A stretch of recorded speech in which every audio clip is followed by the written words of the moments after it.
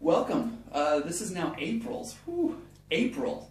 Meet the producer here at Real Foods. As always, I'm Chris. Today is Craig from Tiphereth, a local social enterprise in Edinburgh. Craig's going to be talking to us today a little bit about his in-a-jar jam line that Tiphereth started and is running for how long now? About 18 months we've been running. 18 months? Yeah. Alright, so it's done pretty well. And it's doing pretty well, yeah. Months. That's not bad. Yeah, it's good, and it's getting better all the time, trying new flavours and trying to improve it all the time. It's good. I love that. Fantastic. So Craig, if you could, what I always try to do is start off in the beginning with a little bit of a history of the supplier, the brand itself. So if you could, would you mind giving me, in 90 seconds, a history of the social enterprise, a little bit about the enterprise itself, and then kind of tell me a little bit about how In a Jar started. So Tiphereth is located just a bit outside of Edinburgh, correct? Well, it's in the boundaries of Edinburgh. It's terrific. However, it's literally one of the first walking trails into the Pentlands is next to the office. So our view often every day is, unlike the city, it's a view of hills and a view over to Fife. It's a beautiful location. Can't argue with that. And looking for some beautiful days rather than recently, and hopefully some sunshine and some better views. But as a social enterprise, we started as part of a charity, and the charity started just over 20 years ago with Anne and Eric Hoyland, who adopted somebody with needs who they looked after, and from this developed into joining part of Camp Hill, and then having a residential of people living there. And over the years, it's expanded, and for years they did organic compost, collected compost in the local area, and then they decided to make this into a social enterprise. The social enterprise now has a compost, a sustainable firewood, and our fantastic jam. Right, I was actually going to mention that, because you do, in addition to the jams, you have organic compost that do you sell that as well? We sell that, yeah, this is part of the thing. They did the compost as a charity, they couldn't sell it. So they decided that we collect from about 600 houses in the Collington area, and then we, over a 12-week cycle, working with the Soil Association, we produce an organic compost, which is past 100, and we sell that to anybody who wishes to buy it. Fantastic. So you do compost, you do sustainable firewood, yeah. Now, what sustainable firewood? How? What is sustainable about it?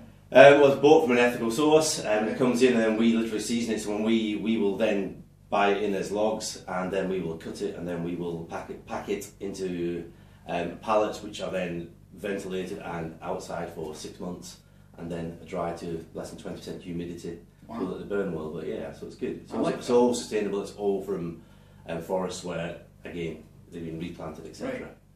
And most importantly, the jam. The jam, you said earlier, has been running for about 18 months now. That's right, yeah. Can you tell me a little bit about the jam itself? I mean, on the label, it clearly says, in a jar.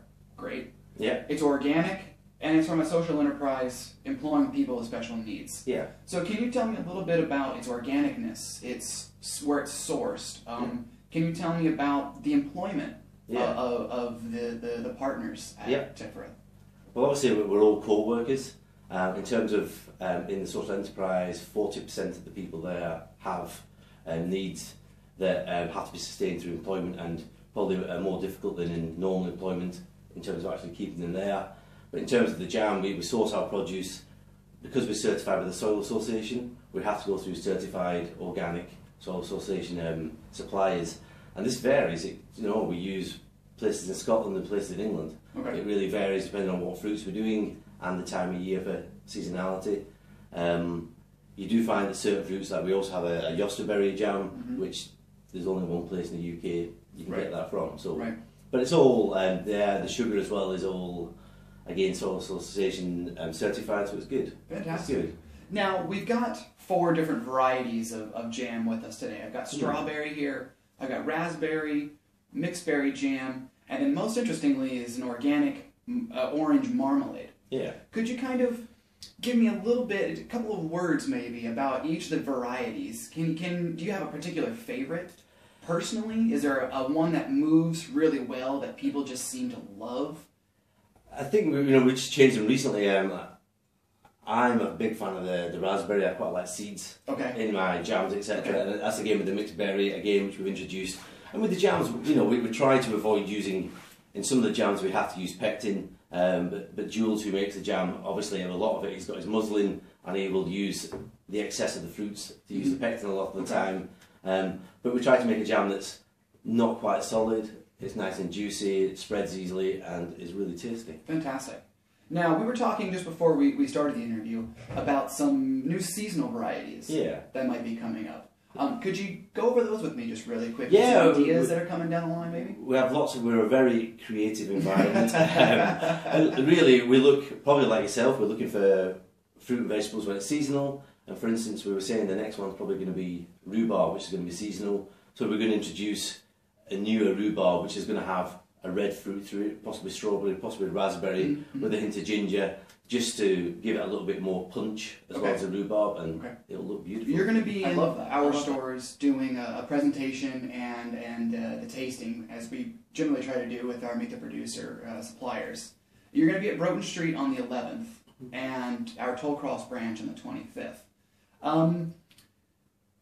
Where can people find more information about In a Jar and Tiphereth, but in advance, if they wanted to do their own research? Maybe they like what they're hearing, but they want to learn a little bit more before buying in completely. Do you have a website? Do you have social media? Yeah, we have a website. We have Twitter as well. With our website, I've been delving into it and working quite hard. If you type in organic jam for Edinburgh, it'll be there on the first page of Google. And the literature is tiphereth.co.uk. But with Twitter, it's just in the Pentlands, which really, I just sense the thought about everything in terms of feedback about the jam, about the compost, about the wood. But it's good in terms of there, we try to get, if you delve into our Twitter, you'll find us pictures of Jules when he's made the jam, and it shows it's handmade. And you can see somebody actually pouring it rather than coming out of the machine, so it's great, yeah. That's fantastic, fantastic. Craig, thanks so much for being here. I'm really looking forward to having you guys come in and test out this jam on our customers. I'm delighted to be here in Real Foods, it's fantastic. Fantastic. Thanks, Craig.